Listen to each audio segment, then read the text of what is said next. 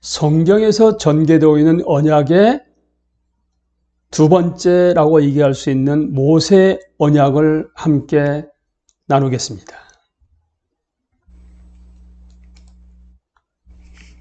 성경에서 언약은 단계별로 전개되어 왔습니다.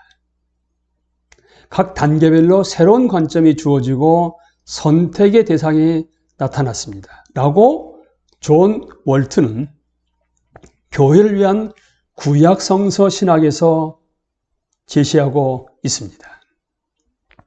그 언약의 전개 과정, 성경에서 펼쳐지고 있는 아브라함의 언약은 관계란 관점이었습니다. 이제 모세 언약, 시내산 언약, 이스라엘 언약은 토라는 내주 관점의 언약의 관점이 바뀌어서 전개되고 있습니다.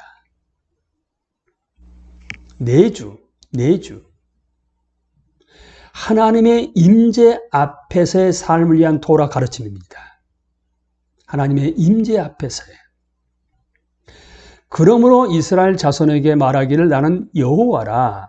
내가 애굽 사람의 무거운 짐 밑에서 너희를 빼내며 그들의 노역에서 너희를 건지며 편팔과 여러 큰 심판들로서 너희를 속량하여 너희를 내 백성으로 삼고 나는 너희의 하나님이 되리니.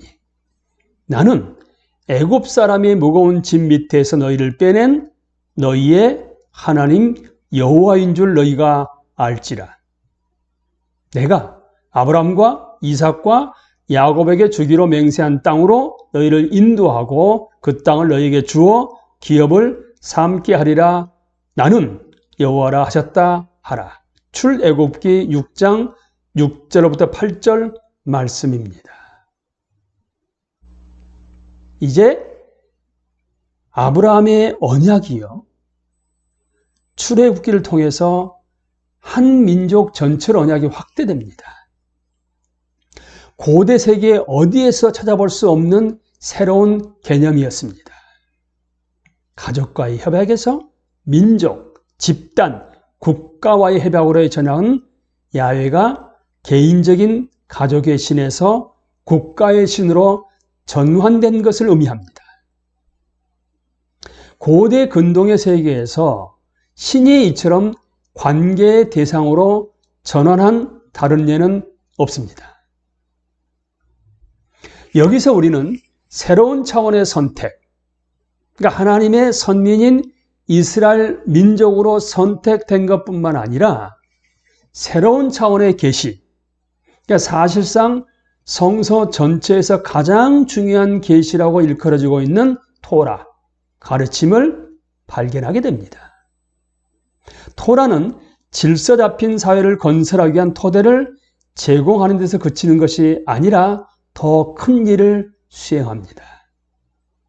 소위 율법, 토라는 온 이스라엘 백성들이 어떻게 하면 거룩한 하나님 임재 앞에 올바르게 행동할 수 있는지, 그리고 어떻게 하면 하나님의 언약 백성으로서 신분에 걸맞는 정체성을 취할 수 있는지를 계시해주는 언약 조항들입니다. 하나님은 거룩하시며 그의 백성들에게 새로운 신분을 주시는데 그 신분이 그들에게 거룩함을 부여합니다. 그들이 이 위대한 계획의 파트너가 되었을 때 그들은 자신들에게 주어진 과제를 수행하는 데 필요한 정체성을 취한 것입니다. 토라는 하나님의 임재가 다시금 지상에 분명하게 드러나는 그때를 위하여 그들을 준비시키고 더 나아가 무장시킵니다. 하지만 토라는 목적이 아닙니다. 수단일 뿐입니다. 사실 토라보다 더 중요한 것은 바로 성막, 하나님의 임재의 회복입니다. 토라는 타락이 되풀이되는 일을 막기 위해 고안된 것입니다. 타락은 곧 하나님 임재 앞에 나아갈 길을 잃어버린 것을 의미하기 때문입니다. 토라는 또한 이스라엘 사람들이 야훼의 임재라는 본질적으로 위험한 실제 가까이에 살아가면서도 생명을 보존할 수 있는 방편을 마련해 주시기 위한 하나님의 섭리였습니다. 만일 하나님의 지속적인 임재가 사라진다면 토라는 그 근원적인 중요성을 잃고 말 것입니다. 신약 성서에서 오순절 이후로는 율법의 역할이 사라졌다고 여기는 것도 동일한 맥락입니다. 성령이 강림함과 동시에 하나님의 임재가 하백들 가운데 머물러 계신 거죠. 하나님의 백성들 가운데 머물러 계시며 이제는 지리적인 장소가 아닌 그 백성들이 성전이 되는 것입니다. 여러분과 제가 하백으로서 이미 성전이 된 것이죠. 그래서 하나님의 지속적인 임재, 내주가 구약의 성막과 회막에 있었게 되면 그 성막과 회막의 핵심은 지성소거든요. 하나님의 임재거든요. 그런데 성령이 부어지게 됨으로 말미암아 우리 안에 하나님의 지속적인 임재가 이미 주어졌습니다.